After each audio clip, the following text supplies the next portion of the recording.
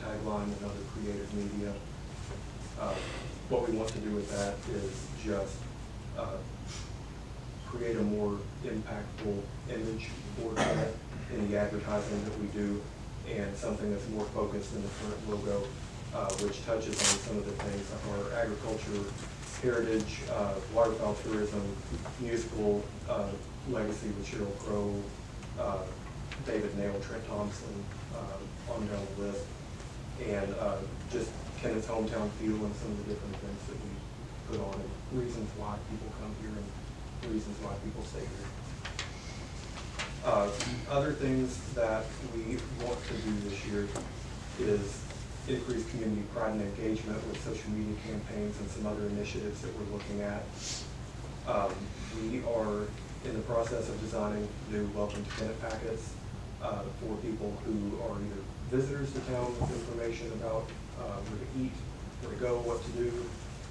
We'll have that in print and digital formats. And whatever the Dublin County Museum reopens, we'd like to go ahead and just set aside some time and advertising space to help that get back up off the ground and show people what a value that is to Kennett. The last two are things that I mentioned last meeting. I'd like to meet with event organizers, whether that's the cruisers, CAPTA, and everyone else, just to kind of evaluate ways that we can make their events and the money that are allocated to those organizations maybe apply to more of the grant funding that we have, and just save the city a little bit more money there on the and then that kind of ties into the last thing on that line as well. The events that we advertise are the JC's Barbecue Cook-Off in May, and these are kind of organized by month. Agriculture tourism in the summer, you'd be surprised how many calls we get every year about watermelons and peaches and where to come to get those, so try to focus on that. Fall into Arts Festival and Cruisers Car Show and Delta Fair in September, that's our busiest month. Waterfowl hunting in fall, winter, and just a small town Christmas now in December. The marketing matching grant that we have with the state of Missouri pays 50% of the advertising that we place that they approve ahead of time. For this year, again, that's an increased amount. We were approved for a total project budget of $12,700, which means that the local match for that is $6,350. So another way to make the city's the lodging tax tourism fund just stretch a little further. So that's one of those ways I would like to see how much more we can utilize that to save more money to do a little bit more. Advertising, again, is split between print, billboard, and radio. And in your packet here, you can see these specific ads that we are pre-approved with the State Division of Tourism to run throughout the year. At the bottom of page 2, you can see there's kind of a flip side to this. Whenever I come and say the Kennett Cruisers or CAPTA have approached the chamber for an allocation, you can also opt to allocate money directly to those organizations for approved expenses for advertising. So that gives us kind of two different ways to get ads out there and just a little bit more saturation. In here, there's a breakdown of the effect on tax revenue for the last year. I won't get into that too much. But the last thing that I'll mention is the marketing platform development grant. Once again, the last logo was developed more than 20 years ago, and that is also a 50% match grant. So that's a total project budget of $20,000, and the city has allocated $10,000 for that. Soon we'll be starting to work on that, and we'll host some different focus groups and things to get the public's input. Hope some of you can come and share your input on what you think the image of Kennett should be that we're putting out into the world to try to entice people to come here. But with that, we'll have a new look, new tagline, new ammunition to put in the ads, and hopefully make those go a little bit further. Does anyone have any questions regarding any of this? Thank you very much. Thank you. While I'm up here, I wanted to mention one more thing, if I may. We do have a ribbon cutting ceremony next Monday, the 21st at 4 p.m. for the Delaware Park Pickleball courts. I'd like to welcome everybody to join us at that too. Be really good for council, that if y'all have the opportunity to be there, it'd be nice to have. Say that information again. It'll be next Monday, the 21st, Delaware Park at 4 p.m. And what's that? 4 p.m. Monday.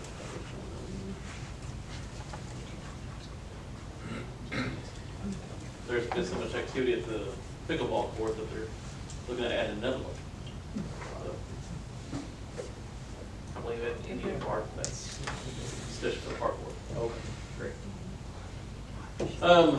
Another matter is we have a contract we need to, that's not on the agenda, but we, Well, I guess I We've took had it it over that here. that's what we were gonna be talking about was the, where's that? I took it that that's what we were gonna do with Works the good to me. contract with the, did you see that? Did you see that? in I did. Invisible ink? Yeah. We have the summary from last time, so I think you need a motion in a second. Mayor, I'll make that motion, to approve the technical contract. Motion. I'll second. We'll have a second. Discussion. I'd just like to thank Mr. Johnson for taking the time to spend a little bit more time and go through this so we'll have a good understanding of what it is, and thank you very much. Thank you for your time. Any more discussion? All in favor of the contract, say aye. Aye. All opposed? Motion passes. Thank you. Thank you. Okay, appreciate it. Old business again, we're insurance. So we have a Mr. Baker, Randy Baker for a visitor. Yes, we talked about this last time because I had approved doing this for 2 weeks so we would have insurance without missing a beat, but we do have to come back and have the actual document approved. And so, Mr. Baker, if you'll come tell us about that. Marcus, I was listening to you about in 45 years of insurance business, you'd be surprised sometimes 17-foot parking spaces are not large enough. So, but anyway, thank the council for their time. Thank you for your work, for those that have been working on to update the data for equipment, property, vehicles, all those things, so that we know that we got them correct and we've got covered what needs to be covered, and we got them covered for the values that they need to be covered for. Unfortunately, in everything in this day and time, prices go up. Needless to say, insurance is not not immune to that. Over the last 3 to 5 years, as far as the city is concerned, the driving force, not 100%, but well above the majority, has been the work comp piece as far as the package is concerned. So hopefully we can look at some different things, and with the committee that's looking at the insurance and all that sort of thing, that we might be able to have some discussions, some webinars, some conferences, some different things like that from the company in order to talk to the employees about different ways of different things about safety and how to try to corral some of those claims as far as work comp is concerned. Began in January looking for comparing companies, and unfortunately in this day and time there's not a tremendous amount of companies that are around anymore that's looking to insure municipalities.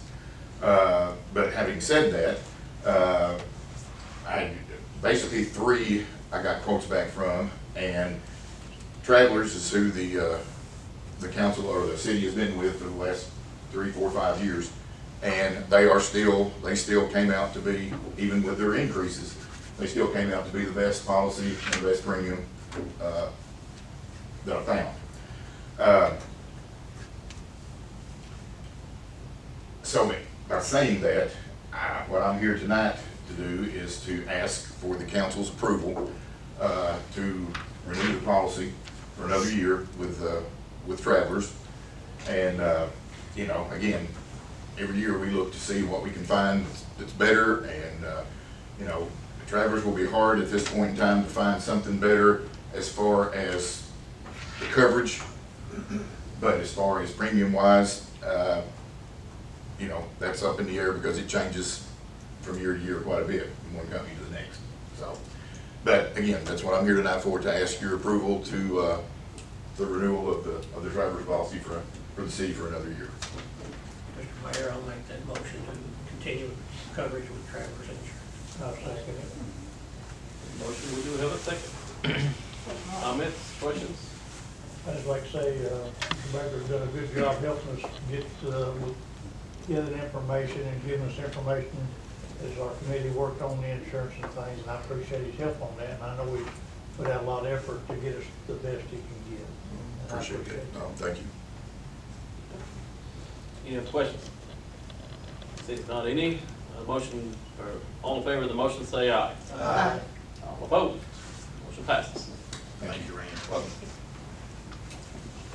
All right, we have definition of vehicles on sidewalks. We had a long discussion about this the last council meeting, and I could not figure out how to do that. And Mr. Terry McVeigh, I think, has come up with a solution for us. I Terry? don't know that I have, because I wasn't at the last meeting. I think the big issue is the scooters, the motorized scooters, and we don't have a definition of them in our ordinance. But basically, they're treated like electronic bicycles, electric bicycles, which can be on sidewalks in the state of Missouri. It's not like motorized bicycles. It's electric bicycles. Okay. They're different. Motorized bicycles are the under 50 cc small motorcycles. Those have to be on the street. But the scooters and electric bicycles can be on the sidewalks, but we got to remind everybody that when you're on the sidewalk, there are rules you have to follow. You gotta give right of way to pedestrians. You can't block pedestrians. Pedestrians have the right of way. So if somebody's riding an electric bicycle, regular bicycle, a scooter, which we probably need to add to our definitions on our ordinance, because that's what other cities have done. And if we want to restrict them, we can do it that way, because under state law, they can be on sidewalks, the cities can restrict them if we want. But they still have to follow proper regulation. They still have to follow proper driving procedures, and they can receive tickets also. So that's kind of where we are. If you want me to look into adding scooters to our definitions and making restrictions, if you want to restrict them off the sidewalks, we can do that. We have the authority to do that. Anybody have any opinions? I think we need to put everything on hold and find out some more information about it, because my understanding is an electric bicycle is considered a bicycle. Yes, they're treated like bicycles in state law, and under our ordinance, now they're treated like bicycles. But it also says, a scooter, which is totally motorized, is to be a licensed driver. Like, long as it's under 50 cc. Yeah, I don't think the regular scooters that you see on the street 30 miles per hour. basically 15. Yeah, but 30 miles per hour comes in Oh, yeah. with the Car. with the under, yeah, with the scooters I'm talking about are 15 miles an hour max. Stand up high. Stand up tight. Now, electric bicycle is basically the same, except an electric bicycle has pedals. Electric scooter doesn't, but they're treated the same under state law. Now, their maximum speed is 15. Can we come up with an ordinance to still continue the kids to have them, but an ordinance on restrictions on them? Yes. Okay. That's all right. like restrict them from the road. Yes. Yeah.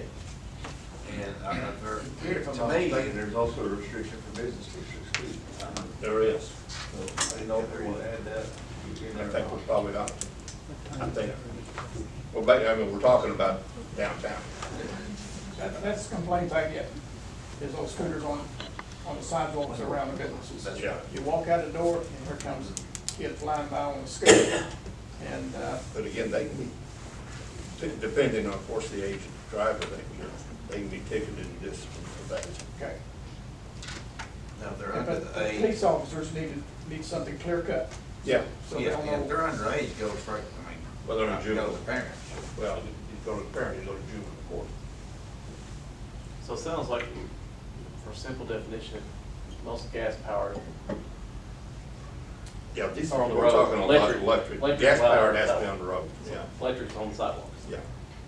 Like a motorized bicycle is on the streets, not on the sidewalks. An electric bicycle can be on the sidewalks. I haven't read the laws like you all have. I assume these electronic bicycles at 15 miles an hour are built for one person. Yes. Can we put something in there where that is only for one person and not I believe that multiple is in state law now. riders? Okay. Yeah. On the electric scooter, on electric bicycle. But we'll- There's numerous people riding, Oh, yeah. 2 and 3 people on there. I don't see how they got their feet on it. They do. Yeah, but that's, they can be ticketed for that. So to answer the council's good question about giving the police clear-cut information, then are we looking at then drafting a new ordinance or an adjustment to put these definitions into it? Yes.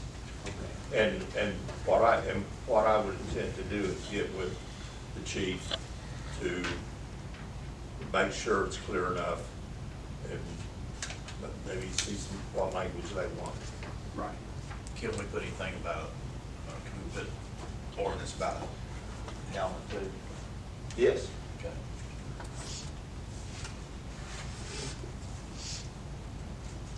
Okay. And the licensing and all of that we have to Yes. have the requirements, okay. We'll work on that and get that back to council. All right. Any other comments on that before we move on?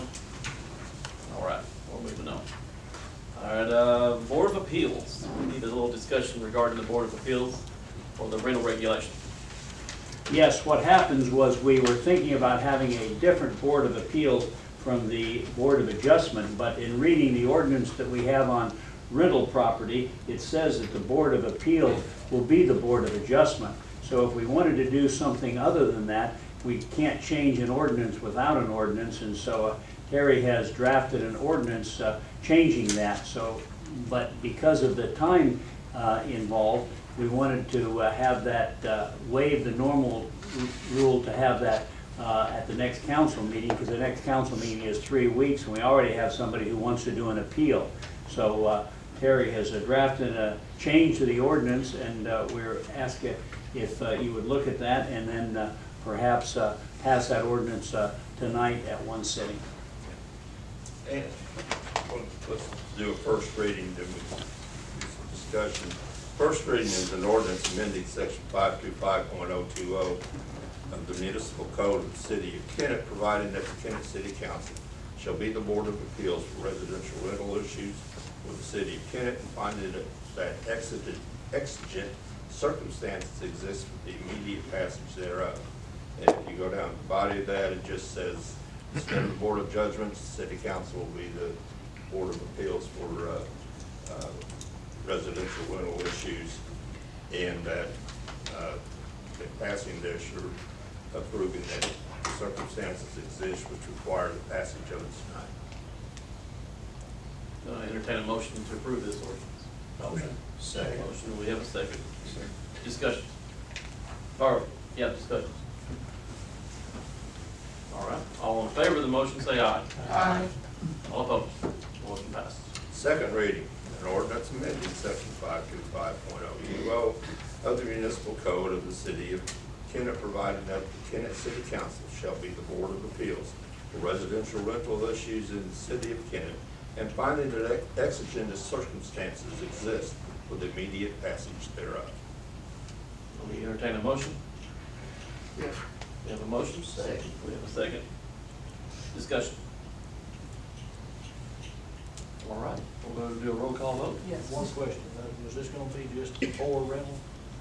It's for the rental ordinance. Yeah, the rental ordinance, anything under the, any Just wanna issue. make that clear since I was the only one voting against the rental ordinance. Well, yeah, it's part of the rental ordinance, and it would affect anything under that ordinance, And or just, under that section of,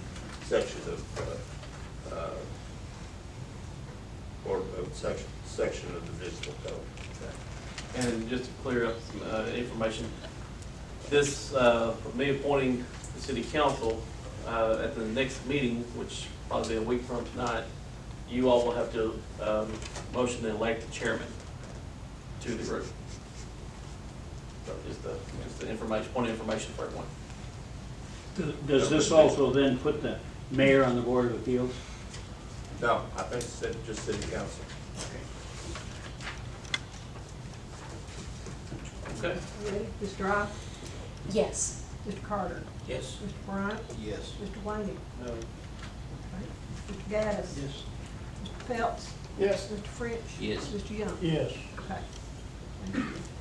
Motion passes. Now, Mr. McVeigh, does this mean that that now officially appoints the city council to the board, or do we now have to actually do an appointment of the board? No, I think it's automatic. Okay, got it done. All right.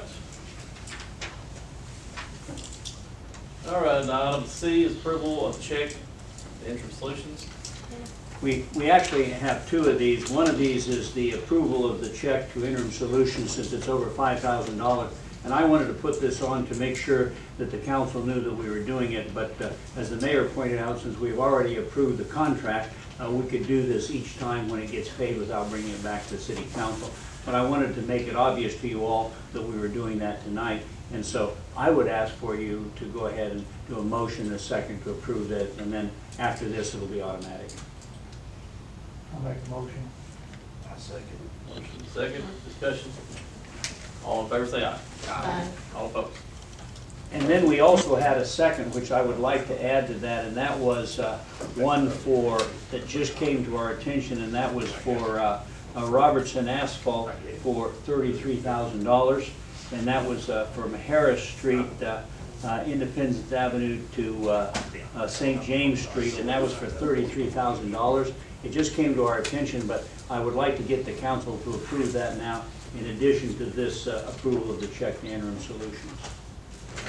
Do you have any other bids on that? Let me ask, Gerald, can you answer that question? That's what was already bid on and already approved. Okay, So that's just one street they've done, okay, we're just paying on the street. okay, all right. And it does come out of transportation tax. What's that amount? $33,434. And that's for Russell Street, Independence to Stars. okay, stars. Make a motion to pay it. We have a motion, we have a second, comments? Council Ward 5, blocking your new street. Really appreciate it. Thought I had. Imagine that. Maybe Ward 4. I'm glad he brought that out. One maybe. Nice to have that in public meeting. All right, guys and gal. All in favor, all in favor of the motion, say aye. Aye. All opposed? Looks like that passes. Anything else from the council before we adjourn? I got some questions. Maybe we'll have an answer. If not, we'll find one. Okay. What's the ruling on campers in the yards? What? Can't have, Hooked I up? mean, not the, No, not hooked up, but. yeah, What about park? The ruling on what in the yard? Campers, Oh, campers. RV campers. Are they hooked up or like? Let's just say no hooked up front yard. And do we mean We don't people have- living in them? No, Can't live not- in it. no, I'm not there yet. No, you can't, you can't have somebody, No. somebody living in Does the it. camper have wheels? So you can have a camper parked in the front yard. No Yes. matter what it looks like. No tags, no insurance, don't matter. That tags insurance doesn't matter. Now, if it's disassembled or something like that, yes. Or we But- don't have wheels on it. Would that be considered a mobile home or something? Are they working on it? Mhm. Not that we can see. Let's just forget this one that we're talking about. We know which one. Yeah. It's sitting there with no wheels on it. So we can park campers in the front yards in the city of Kennett. Yeah. They don't have to have a current license or anything on them. No license. Not by any ordinance I know. No, they're typically a licensed item, like a trailer though. Yeah, Yeah. yeah, they would be. I don't think, It's not a motor vehicle.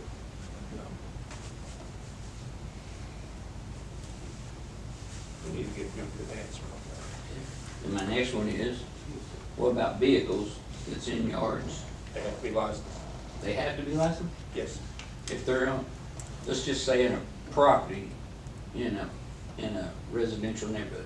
Say there's a property, no They house, have unlicensed vehicles in the yard. okay? So as long as, if they're in the yard and they're licensed, they're fine. Yes. License up to date. Yes, If they're not, they should be ticketed, correct? yes. If you allow a certain number of those unlicensed. Not here. Some places allow you one or two, but not here. We don't allow any. We don't have any leeway doing it. No, it's kind of a little gray. At one It says time- registered at one time- vehicle. At one time, one was allowed. Yes, I thought one. yes, at one time. But I think we changed that. Well, it changed with the adoption of the new property Right. maintenance code. Right. But I believe, if I'm not wrong, it states that an unregistered vehicle, Right. but it's not clear on registered, whether that's licensed or registered in your name. I take the position that it has to be licensed. Yes. And you could have it in your yard like a backyard, just not in the visible yard. No? If it's in the backyard, nobody sees it. So no calls anyway. No calls, but definitely not to where it's visible. Even if it's in the yard, it's a violation. Yeah. If it's in the yard and in the backyard, you can't see it, it's a violation. Now, But you can see it from the road.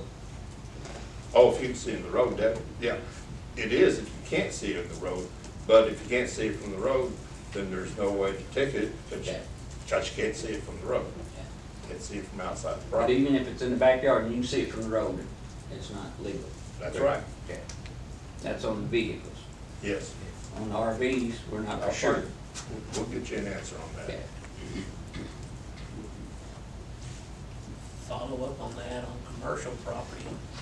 How many vehicles can they have on commercial property before they get into a salvage operation? I don't know right off the top of my head. Probably quite a few. Yeah. Car dealerships would be. Yeah, that's. What, now, look, Car dealerships yeah. on commercial property. That's what they're looking You have a number of vehicles that are Well, we'll not have to get into that when we Yeah, that's, discuss. and like I said, I don't know If they that wanna off the do top it, of my then head. I will have Don't have to an realize answer, it I'll all. give you an answer about the next meeting, All right. but I don't You're know ready that off for a the top of my head. I think there are places that can possibly know that that might be a possibility. I think there are places where that's a problem. Is that an offense for each vehicle? Yes, So if you got 10 vehicles, that's you could have 10 tickets. vehicles. Okay. And one thing with that, you're gonna have to realize that in this part of the country, there's a lot of people that run derby cars, and if one's a violation, they're all a violation. That's right. Yeah, I mean, there's no differentiating between the regular junk car and the derby car. True that. Yeah. I have a question. So if you have these